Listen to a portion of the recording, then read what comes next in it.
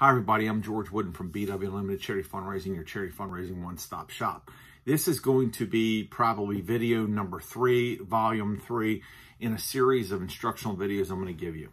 Today we're going to talk about sponsoring auction items and the need for it and donations. First and foremost, when it comes to consignment items, there's a lot of myths out there. There's bad myths. Why are we going to pay for something when we could get donated items and they're 100% our money? And with sponsoring items, they're very expensive and everything else. Well, this is the reality of it. Now, I wouldn't be telling you this if I wasn't 100% for sponsored items or consignment items. And the reason is because I have worked with them for many years. I've worked with items that we've had to purchase when I was a volunteer. And now that I'm in this business, I've been in this business now 13, 14, 15 years, and we provide consignment items. I know the benefit. But I was, and I'm lucky and I'm proud to be, the first one who came up with this, and then I guess everybody else picked up on it, and they're telling everybody else to do the same thing. Okay, let's first analyze and understand donated items versus consignment items. Let's talk about donated items. Donated items, yes, they're 100% free. Yes, absolutely, positively, yes. But the likelihood that you're going to get something really good is slim to none.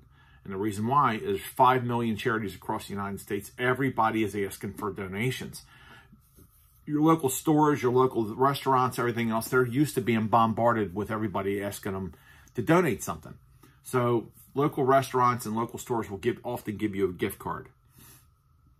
Let's say a local restaurant gives you a gift card. Okay, well, the question is let's say it's a $25 gift card.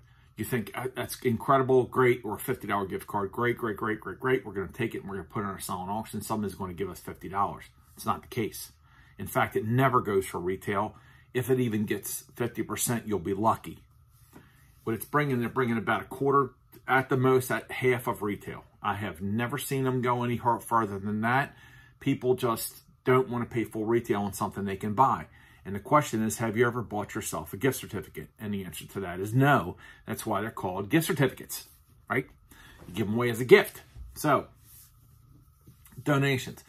When you're going around getting donations, one of two things happen. One, they tell you no, or two, they give you something small. But the key is this. I'm going to tell you the key. This is a secret.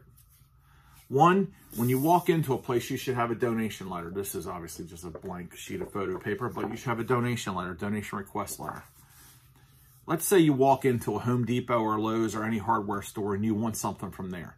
You should not walk in and say, hi, I'm so-and-so from this charity, and walk up to the girls at the desk and say, we would like you to donate, and give them and ask them to donate. What they're going to do is they're going to say, okay, can you leave us a letter?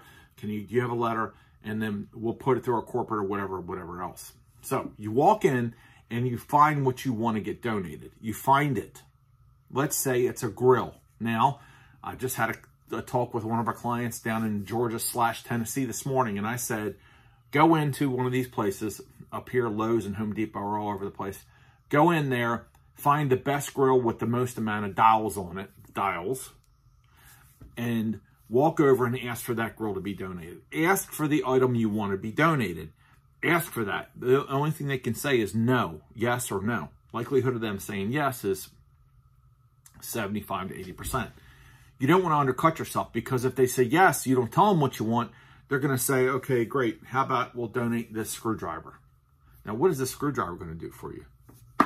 Or a tape measure. Or if you're lucky, I'll give you a screwdriver and a tape measure. You don't want that. You want this other good thing. So ask her what you want. Be prepared. Walk in with a donation letter. What they're looking for on the donation letter is the EIN, your tax EIN, showing your tax deductible to the charity. They're really not going to read through it. You could put all kind of stuff. It could be 3 or 4 pages. They're not going to read through it. They're looking for the EIN and the name of your charity, and that's it. Make it easy. Remember, these people are very busy. Make it easy for them. Tell them what you want them to donate, and then leave it up to them. That's the first thing. The second thing is the donations that you're going to get from stores are going to be local stores contributing to a local event.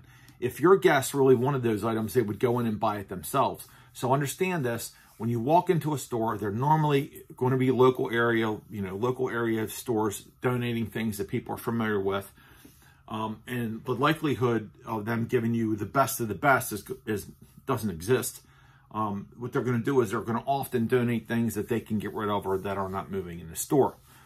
Donated items, primarily 80% are actually best used in a raffle.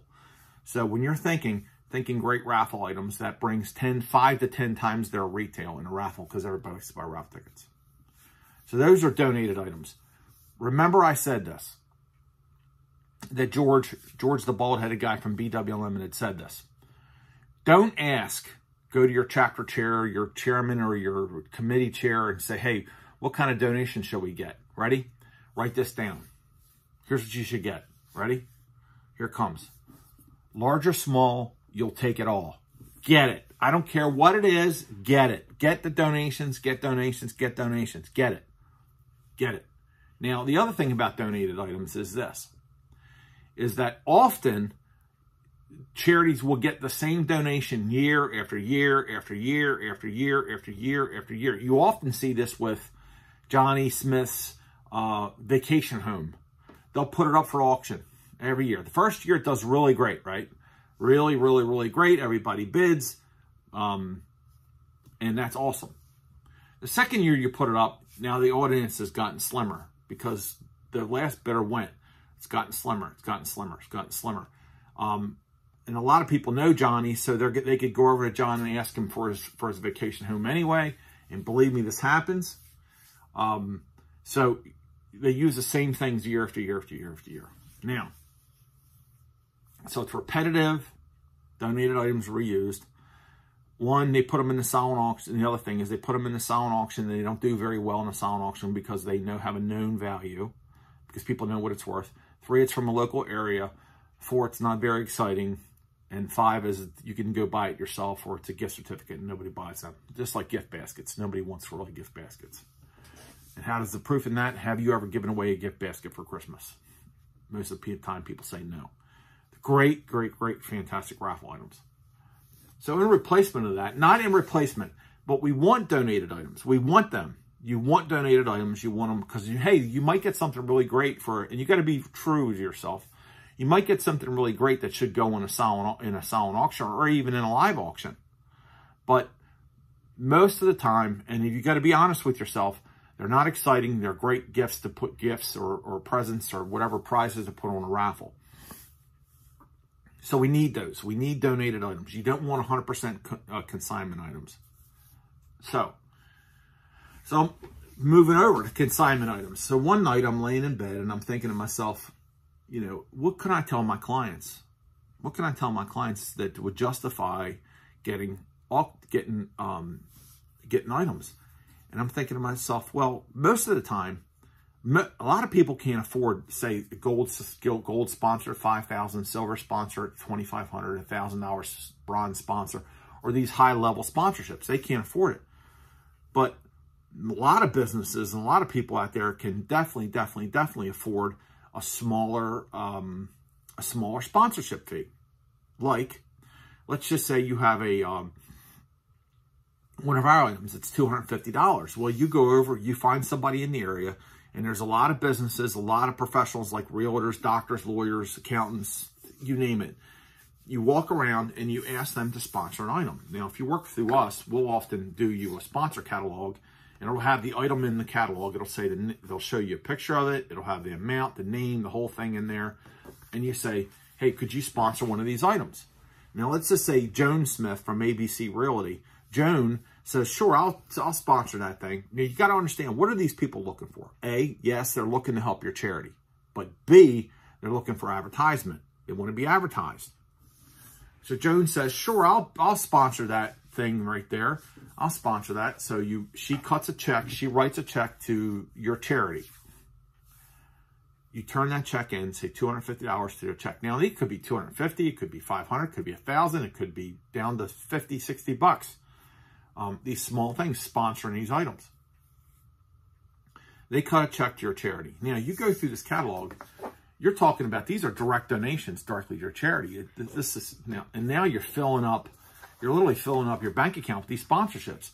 Now, It's a lot of little things. It's like building a wall. You know, the walls aren't made of these gargantuan brick blocks. They're made up a lot of little blocks. Well, same as like this. So you could get a lot more money sponsored, or raise a lot more money by getting these smaller auction items sponsored, giving somebody the ability that can't afford to do 1,000, 2,500, 5,000, 10,000, 20,000, whatever you're asking. So they cut the check. They cut the check to your charity. You write down in the sponsor catalog who sponsored it. You let your committee know who sponsored this item. Let's just say a Frank Sinatra and Dean Martin drinking quote. Sponsored by ABC Realty of Smith, Arkansas, whoever. When you go to your event, you put a little tent card. You make a little card, you fold it over, and you put sponsored by ABC Realty of Smith, Arkansas next to it, or Joan Smith of ABC Realty. Give her advertisement. Post it on Facebook. It's thanking her. Well, she's writing you a check. Take a picture. Post it on Facebook. Hey! Everybody will love it. Everybody likes to see their name up in lights.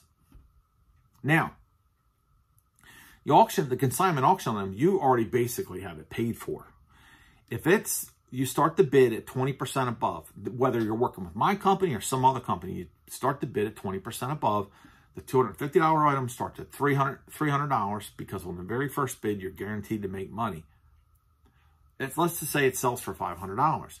You just made $500 because Joan Smith from ABC Realty paid you to pay for the consignment item. Make sense?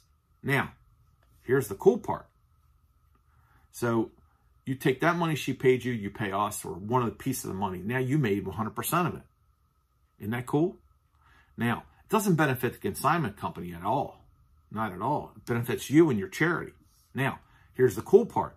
And again, I don't care if it's whether you work with my company or some other company that's doing consignment items, this is what you do.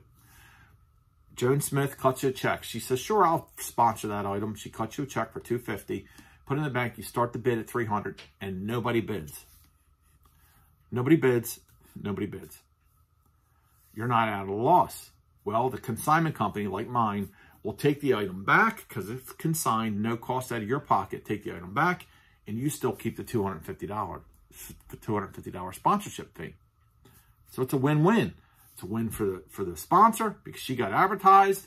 It's a win for your charity because you just made $250. It's that easy. So it's vitally important for you to understand donations and getting auction items sponsored are vital to the success of your charity. There's a lot of things there's a lot of little pieces not very many, but a lot of, but this is the bulk. So when you're going after sponsorships, we want you to go after sponsorship, getting your auction items sponsored that you're getting consigned that are very, very, very, very nice. And you're going to go after donations. Now, one last thing about consignment items. Consignment items think, well, our people aren't going to spend it. You never know what people are going to spend. If you put up something that's only worth $50, what do you think you're going to pay? Let's just say in a dream world, they're going to pay $50, right? Well, let's be real. If you put up something that's worth $500, you'll be amazed. They're going to be paying $1,000. You don't know what your people are going to spend unless you put something up there that's worth it. If you put up cheap stuff, I'm telling you, nobody's going to pay a lot of money for cheap stuff. It is a charity myth that people a bid above whatever else. I've seen it now. I literally just did an auction where people blew me away from this, but normally in the normal world, that never happens. So today, I want you to understand the importance of getting auction items sponsored, consignment auction items sponsored, and the need to get donations. Donations and getting auction items sponsored are absolutely key. So go after that. Go after that. Thanks a lot. See you next time. Bye-bye.